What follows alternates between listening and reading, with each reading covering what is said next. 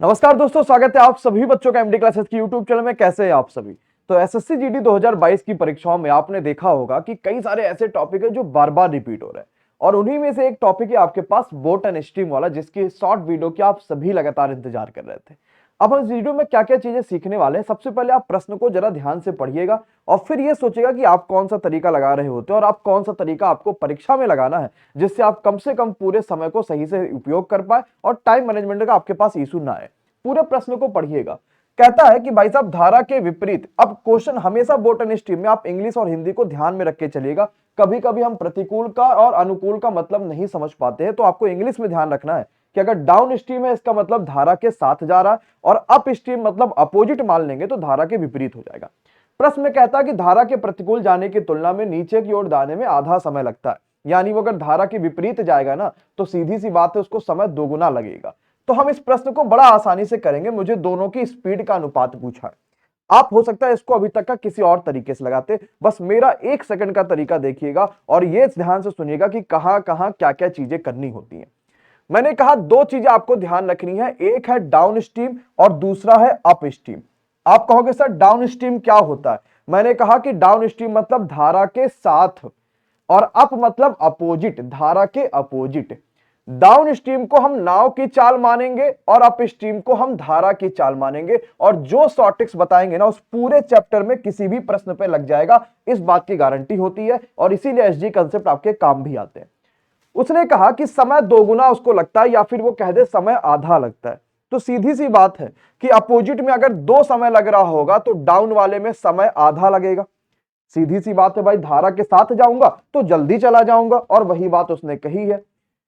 तो मुझे ये बताओ स्पीड क्या आएगा। टाइम का हमेशा उल्टा होता है, लेकिन उसने तो रिलेटिव स्पीड पूछी ना, इस बात को समझिएगा। उसने क्या पूछी कि उनकी रिलेटिव स्पीड बताओ, धारा में नौका की गति का अनुपात बताओ, यानी मुझे रिलेटिव स्पीड बतानी है। अब रिलेटिव स्पीड क्या निकालोगे बताओ। डाउन स्ट्रीम में क्या करोगे कि नाव और धारा दोनों जुड़ जाती हैं। भाई मैं डाउन स्ट्रीम जा रहा हूं, धारा के साथ जा रहा हूं, तो नाव की चाल भी और धारा की चाल दोनों जुड़ जाएगी। और अप स्ट्रीम में क्या होगा, नाव और धारा दोनों घट जाएगी।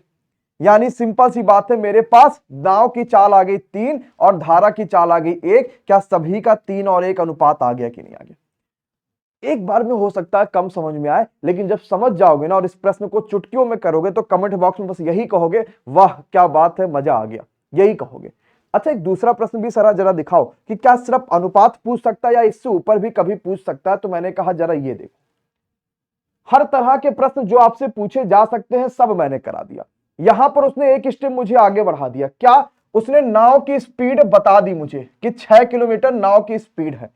धारा की स्पीड मुझसे यहां पर पूछी है और कहता है कि विपरीत दिशा में जाने में जो समय लगता है, धारा की दिशा में जाने में लगे समय का 2 गुना होता है। धारा की दिशा में जो समय लगता है विपरीत वाला 2 गुना समय होता है। तो डाउन स्ट्रीम को मैं क्या मानता हूं, नाव की चाल, और अप को क्या मानता हूं, धारा की चाल मानता हूं। अब क्योंकि उसने मुझे स्पीड दिया है तो मैं स्पीड निकालूंगा तो उल्टा होगा, लेकिन अब रिलेटिव स्पीड निकालोगे तो नाव और धारा जुड़ जाएगा डाउन स्ट्रीम में, और अप स्ट्रीम में नाव और धारा घट जाएगा। यानी रिलेटिव स्पीड में नाव की चाल 3 और धारा की चाल 1 आ गई। उसने कहा था धारा की गति बताओ और नाव की गति 6 दे रखा था। मेरा कितना आया है, नाव 3 आया है। 3 की वैल्यू उसने 6 कहा, तो 1 की वैल्यू यानी कि धारा की पूछा है, तो क्या 2 हो जाएगा कि नहीं हो जाएगा। भाई 3 की वैल्यू 6 तो 1 की वैल्यू 2। बोलो दिल खुश हुआ कि नहीं हुआ, अरे हाँ या बोल दो। समझ पाए कि नहीं समझ पाए, कुछ नहीं इस प्रश्न में। ऐसे प्रश्न चुटकियों में सॉल्व करोगे अगर आपके कंसेप्ट क्लियर होंगे। कंसेप्ट नहीं क्लियर है तो हम पढ़ते चले जाएंगे। मैथ फाउंडेशन बैच आप ज्वाइन कर सकते हैं, बहुत शानदार चल रहा है और बहुत बेहतरीन तरीके से आपको उसमें चैप्टर अभी आगे पढ़ाया जाएगा। या आप जीडी का अर्जुन ज्वाइन कर लीजिए, धर्म सर ने भी आपको ऐसी चीजें पढ़ा रखी है। हमें अनुपात को पकड़ना है। डाउन स्ट्रीम मतलब नाव की चाल, अप स्ट्रीम मतलब धारा की चाल। हमेशा अनुपात को पकड़िए, प्रश्न उड़ा दीजिए। कभी कभी आपको यह समय डायरेक्ट दे देगा कि 5 और 7, 2 और 3, इस तरीके से। दोगुना कहा तो ठीक है, हमेशा रिलेटिव ले जाएंगे तभी आगे मामला बढ़ाएंगे। जैसे ये प्रश्न पढ़िएगा, अब तो मुझे लगता है आप कर लोगे। क्या कहता है भाई, नाव की चाल दे रखी है, धारा की दिशा में जाने में अपोजिट वाले में उसको डबल समय लगता है, और नाव की चाल दे रखी, धारा पूछी है, तो मैं कहूंगा डाउन और अप, ये सर नाव की चाल होती है, ये धारा की चाल होती है। आपने कहा बिल्कुल होती है। समय क्या लग रहा, इसको अपोजिट लगा, रिलेटिव स्पीड क्या आ गई, ये आ गई। रिलेटिव निकालोगे भाई, 2 और 1 3, 2 में से 1 जाएगा 1। उसने नाव की 4.5 बताई है, मेरी 3 आई है। 3 का 4.5 बनाने का मतलब है 1.5 का मल्टीप्लाई, तो धारा का 1.5 का मल्टीप्लाई, 1 की वैल्यू आ जाएगी 1.5, यानी 1.5 किलोमीटर प्रति घंटा ये धारा की चाल आएगी।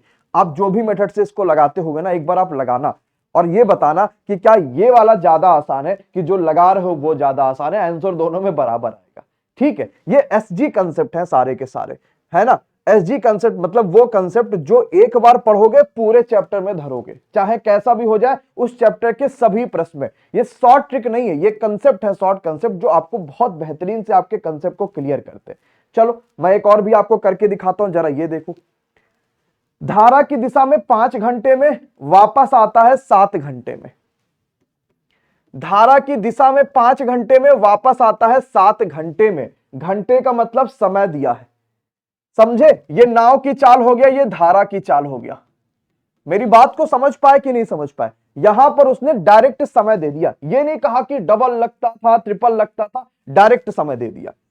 धारा की चाल दिया है, नाव की चाल पूछा है। अच्छा, तो टाइम के बाद पहले मैं स्पीड निकालूंगा, ये उल्टा हो जाएगा ऊपर वाले का। अब रिलेटिव स्पीड निकालोगे तो डाउन स्ट्रीम में नाव और धारा दोनों जुड़ेगा और अप में दोनों घटेगा। और उसने मुझे कहा था धारा की चाल 2 है। धारा, अरे ये तो 2 है, यानी 2 की वैल्यू 2, 1 की वैल्यू 1, तो नाव की वैल्यू कितनी आ जाएगी, 12 की वैल्यू 12। बोलो क्या सबको समझ में आ रहा कि नहीं आ रहा। कमेंट में ये जरूर बताइएगा कि कैसा लगा सेशन, और आप ये चीज अगला सेशन किस पे चाहते हैं, या कौन सी वाली वीडियो पे आप चाहते हैं कि सर इसको शॉर्ट तरीके से बताओ। ये प्रश्न बहुत पूछा जा रहा है जीडी में, हर दिन आपको ऐसे प्रश्न देखने को मिल रहा है, और बच्चा इसको बहुत लंबे लंबे तरीके से कर रहा है, और फिर हम ये बात कहते हैं कि सर कैलकुलेशन बड़ी ज्यादा है। और ये कोई एक दिन वाला शॉर्ट नहीं है कि भाई एक दिन आपने दिमाग में घुसा लिया, अब अगले दिन यहां से क्वेश्चन फंसेगा कि नहीं फंसेगा सर जी, अब हम क्या कर पाएंगे क्या नहीं कर पाएंगे, ये सब आपको यहां पे नहीं करना है। समझ पाए कि नहीं समझ पाए कि हम इस प्रश्न को कैसे करेंगे, समझ पा रहे हो, एकदम क्लियर है बात को।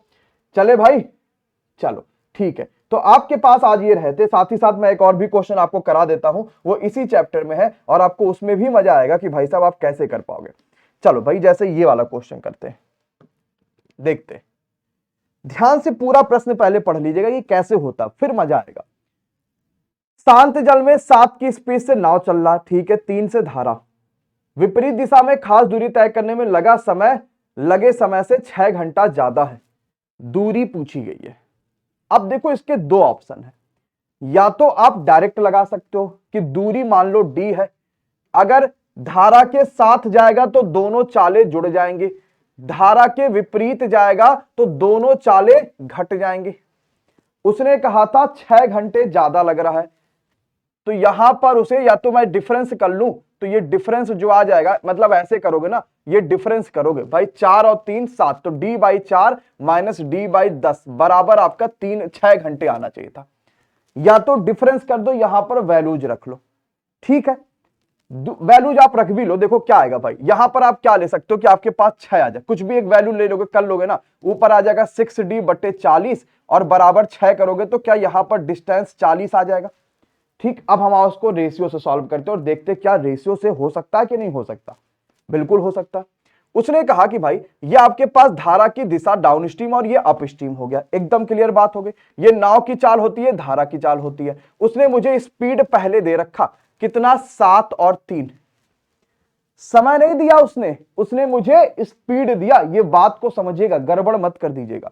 अब आप निकालोगे रिलेटिव स्पीड, तो 7 3 10, 7 में से 3 घटा लो 4।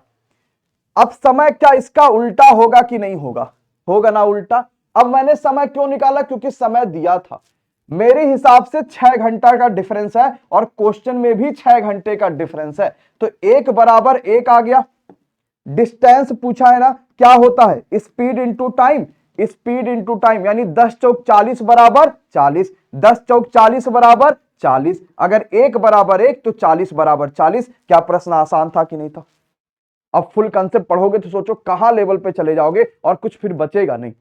तो मुझे लगता है कि आपको आज का शॉर्ट टिप्स बड़े शानदार से समझ में आया होगा और कैसे हम प्रश्नों को छोटे तरीकों से कर पाते हैं ये बात आप समझ पाए होंगे।